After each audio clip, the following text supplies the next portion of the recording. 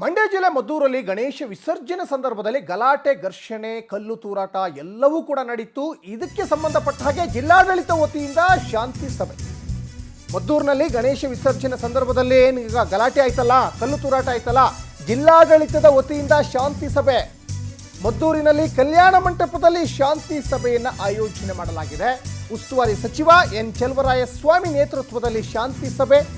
ಸಭೆಯಲ್ಲಿ ಜಿಲ್ಲಾಧಿಕಾರಿ doctor Kumar, SP Mallikarjun Baladandi ಕೂಡ ಭಾಗಿಯಾಗ್ತಾ ಇದ್ದಾರೆ. ಜೊತೆಗೆ MLC ದಿನೇಶ ಗೂಳಿಗೌಡ ಸೇರಿದಂತೆ ಪ್ರಮುಖ ಲೀಡರ್ಗಳು ಭಾಗಿಯಾಗ್ತಾ ಇದ್ದಾರೆ. ಸಭೆಯಿಂದ ಈಗ ಹಿಂದೂ ಸಂಘಟನೆ ದೂರ ಸರಿದಿದೆ. ಮದ್ದೂರಿನ ಗಣೇಶ ವಿಸರ್ಜನೆ ಸಂದರ್ಭಕ್ಕೆ ಸಂಬಂಧಪಟ್ಟ ಹಾಗೆ ಜಿಲ್ಲಾಡಳಿತದ ಒಂದು ಮನವಿ ಮೇರೆಗೆ ಅವರು ಪ್ರತಿಭಟನೆಯನ್ನು ಕೈಬಿಟ್ಟಿದ್ರು ಹಿಂದೂ ಪರ ಸಂಘಟನೆಯವರು. ಮತ್ತೆ ನೋಡಿ, 21 ಜನರನ್ನು ಅರೆಸ್ಟ್ ಮಾಡಿದ್ದಾರೆ. 14 ಜನರು ಯಾರು ಅನ್ನೋದು ಕೂಡ ಗುರುತು ಮಾಡಿದ್ದಾರೆ. ನೋಡಿ, ಹೆಣ್ಣು ಮಕ್ಕಳ ಮೇಲೆಲ್ಲ ಕಲ್ಲು ತೂರಾಟ ಮಾಡಿದ್ದಾರೆ. ಪಾಪ ಅವ್ರು ಮೆರವಣಿಗೆಗೆ ಬಂದವರು, ಗಣೇಶನನ್ನ ಬಹಳ ಖುಷಿಯಲ್ಲಿ ವಿಸರ್ಜನೆ ಮಾಡಬೇಕಂತ ಬಂದವರು. ಇದೇ ಮಂಡ್ಯ ಜಿಲ್ಲೆಯ ನಾಗಮಂಗಲದಲ್ಲಿ ಕಳೆದ ಬಾರಿ ಆಗಿತ್ತು. ಈಗ ನೋಡಿದರೆ ಅದೇ ಜಿಲ್ಲೆಯ ಮದ್ದೂರಿನಲ್ಲಿ ಇದೇ ಇನ್ಸಿಡೆಂಟ್ ಆಗಿದೆ. ನೀವು ಎಷ್ಟೇ ಶಾಂತಿ ಸಭೆ ಮಾಡಿದ್ರು ಕೂಡ ಮತ್ತೆ ಇದೊಂದು 4 ದಿವಸ ಮರ್ತು ಬಿಡ್ತಾರೆ. ಮುಂದಿನ ವರ್ಷ ಗಣೇಶ ಮತ್ತೆ ಕೂರಿಸ್ತಾರೆ.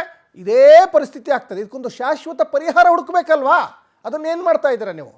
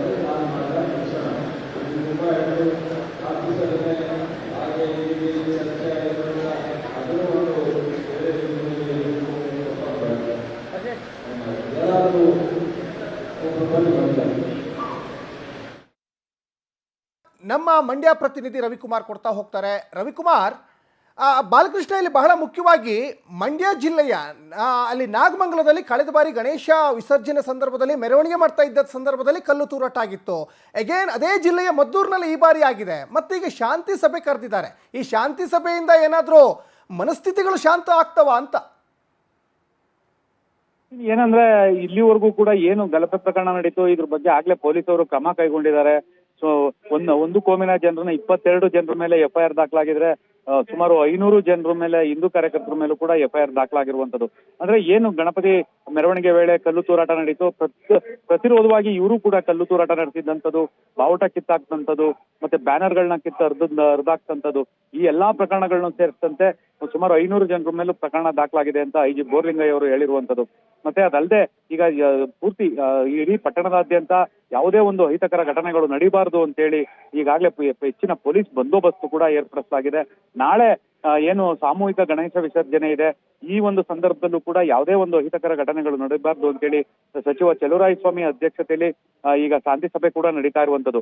ಈ ಶಾಂತಿ ಸಭೆಯಿಂದ ಏನು ಒಂದು ಗಲಾಟೆಗಳಾಗಬಾರ್ದು, ಎರಡೂ ಕೋಮಿನ ಜನರು ಅನ್ಯೋನ್ಯವಾಗಿ ಇರಬೇಕು, ಅನ್ಯೋನ್ಯವಾಗಿ ಈ ಗಣಪತಿ ವಿಸರ್ಜನೆ ಕಾರ್ಯಕ್ರಮದಲ್ಲಿ ಪಾಲ್ಗೊಳ್ಬೇಕು, ಯಾವುದೇ ಒಂದು ಅಹಿತಕರ ಘಟನೆಗಳು ನಡೀಬಾರ್ದು ಅಂತೇಳಿ ಈಗಷ್ಟೇ ಸಭೆಯಲ್ಲಿ ಚರ್ಚೆ ನಡೀತಾ ಇದೆ.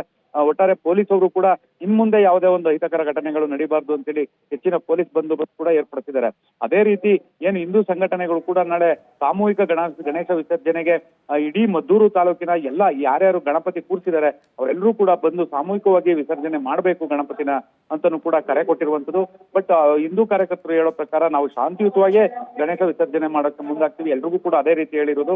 ಯಾವುದೇ ಒಂದು ಅಹಿತಕರ ಘಟನೆ ನಡೆಯದಂತೆ ನಾವು ತಡಿತೀವಿ ಅಂತ ಹೇಳ್ತಾ ಇದ್ದಾರೆ ಹಿಂದೂ ಸಂಘಟನೆಗಳು. ಆದ್ರೂ ಕೂಡ ಪೊಲೀಸರು ಮುನ್ನೆಚ್ಚರಿಕಾ ಕ್ರಮವಾಗಿ ಒಂದು ಬಿಗಿ ಪೊಲೀಸ್ ಬಂದೋಬಸ್ತ್ ನ ಏರ್ಪಡಿಸ್ಕೊಂಡಿದ್ದಾರೆ. ಒಟ್ಟಾರೆ ಹೇಳ್ಬೇಕು ಅಂದ್ರೆ ಇವಾಗ ಏನ್ ಈ ಶಾಂತಿ ಸಭೆ ನಡೀತಾ ಇದೆ, ಇದೇನಾದ್ರೂ ಯಶಸ್ವಿ ಆಗುತ್ತಾ, ನಾಳೆ ನಿಜವಾಗ್ಲೂ ಶಾಂತಿಯುತವಾಗಿ ಮೆರವಣಿಗೆ ಸಾಗುತ್ತಾ, ಶಾಂತಿಯುತವಾಗಿ ಒಂದು ಗಣೇಶ ವಿಸರ್ಜನೆ, ಸಾಮೂಹಿಕ ಗಣೇಶ ವಿಸರ್ಜನೆ ಆಗುತ್ತಾ ಅನ್ನೋದನ್ನ ನಾವು ಕಾದು ನೋಡ್ಬೇಕಾಗುತ್ತೆ. ಆದ್ರೆ ಇಲ್ಲಿ ಜಿಲ್ಲಾಡಳಿತ ಎಲ್ಲಾ ರೀತಿಯ ಕ್ರಮ ಕೈಗೊಂಡಿದ್ದೀವಿ ಅಂತಾನೂ ಕೂಡ ಹೇಳ್ತಾ ಇರುವಂತದ್ದು. ಸಚಿನ್, ಧನ್ಯವಾದ ಬಾಲಕೃಷ್ಣ ತಮ್ಮೆಲ್ಲ ಡೀಟೇಲ್ಸ್ಗಾಗಿ.